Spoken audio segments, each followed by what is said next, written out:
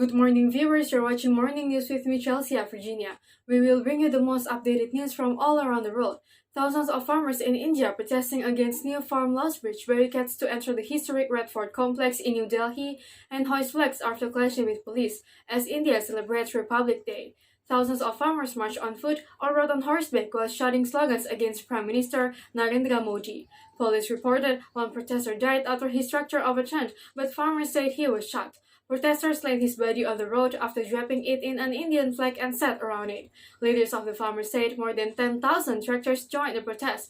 Growers get angered by the new laws because they say help large private buyers at the expense of producers. They've kept outside for almost 2 months. The farmers said if they do such a thing as protesting others' prime ministers, Modi will hear them. They commandeered cranes and used ropes to tear the roadblocks small from routes approved by the police, forcing constables in riot gear to fall back and let them pass. Police had already sealed most access to the city with containers and trucks. As the farmers broke through, they needed to use tear gas and batons. Prime Minister Modi and other government leaders watched tanks and troops parade past and fighter jets fly overhead while the farmers are trying to reach them. Modi has driven back to his residence before the farmers could get him. Union leaders said that the new laws will allow private Indian conglomerates to take over the agriculture industry and replace a system of purchase by the government at guaranteed prices. Authorities allowed the farmer tractor rally as long as they waited until the Republic Day parade is over. Farmers are wearing colorful turbans, shouted slogans at Prime Minister Modi. They call his black laws. But some of the farmers still can't get into the city. Satnam Singh Panu, head one of the main farmer committees, said the protesters have enough supplies to keep Delhi camps going for a year, and there was massive popular support for the campaign.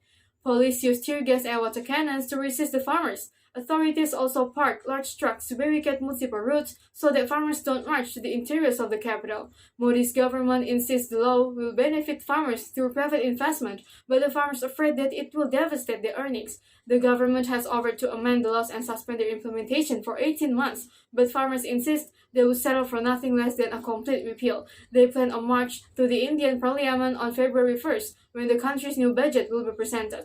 Police made barricades at intersections around the center of the city, while the soldiers with machine guns patrolled on many metro trains. A thin crowd assembled beside the ceremonial Rajpath Boulevard in New Delhi, even as the annual military power and cultural diversity. People wore masks and doing social distancing. The government's offer to delay the farm laws for 18 months has rejected by farm leaders. The farmers succeed in keeping their protest focused and hard to defeat. Devinder Sharma, an agriculture expert who has spent the last 2 decades campaigning for income equality for Indian farmers, said they are not only protesting the reforms, but also challenging the entire economic design of the country. Sharma said inequality is growing in India and farmers are becoming poorer. Policy planners have failed to realize this and have sucked the income from the bottom to the top. The farmers are only demanding what is their right. Moving on to the next news, we have Tom Brady and the Tampa Bay Buccaneers have made NFL history to set up a dream home Super Bowl against Patrick Mahomes and the defending champion Kansas City Chiefs. Brady, widely regarded as the greatest quarterback in the history of sport, led the Buccaneers to a 31-26 upset of the top-seeded Green Bay Packers at Lambeau Field, which makes the Buccaneers will become the first team in NFL play in the Super Bowl at the arena, with the February 7 showpiece taking place at the Raymond James Stadium in Tampa.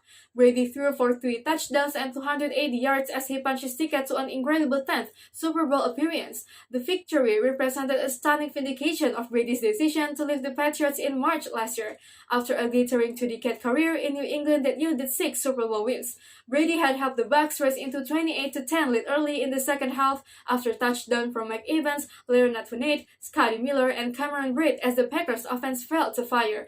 Packers quarterback Aaron Rodgers bidding to reach a second Super Bowl then led a stirring second half fight back with touchdowns from Robert Tonyan and Devante Adams that got the score to 28-23. But the Packers challenge fizzled after they controversially opted to kick a field goal late in the fourth quarter instead of going for a potentially game-tying touchdown. Packers head coach Matt LaFleur later defended the decision to kick a field goal, saying he felt the Green Bay defense could win the ball back. While the Buccaneers-Packers game went to the wire, there was no such drama in Kansas City, where the Chiefs outclassed the Buffalo Bills 38-24 to reach the Super Bowl for a second straight year. The Bills started brightly with a field goal and a touchdown from Dawson Knox to set a 9-0 lead. The Chiefs rattled off 21 unanswered points with touchdowns from Michael Hartman, Darrell Williams, and Clyde Edwards-Helaire to take a 21-12 lead at halftime. Mahomes produced a cheeky underarm flip pass to tight end Travis Kelce in the third quarter to help make it 31-15. Then Kelce added his second touchdown to make it 38-15. The Bills rallied with a touchdown from Isaiah McKenzie to cut the Chiefs' lead to 38-21 and then recovered an onside kick to raise hopes of an improbable comeback. The Bills' challenge resulted though in an undisciplined finale as the Chiefs closed out a deserved victory. My name is Chelsea, Virginia. Thank you for watching and have a great day.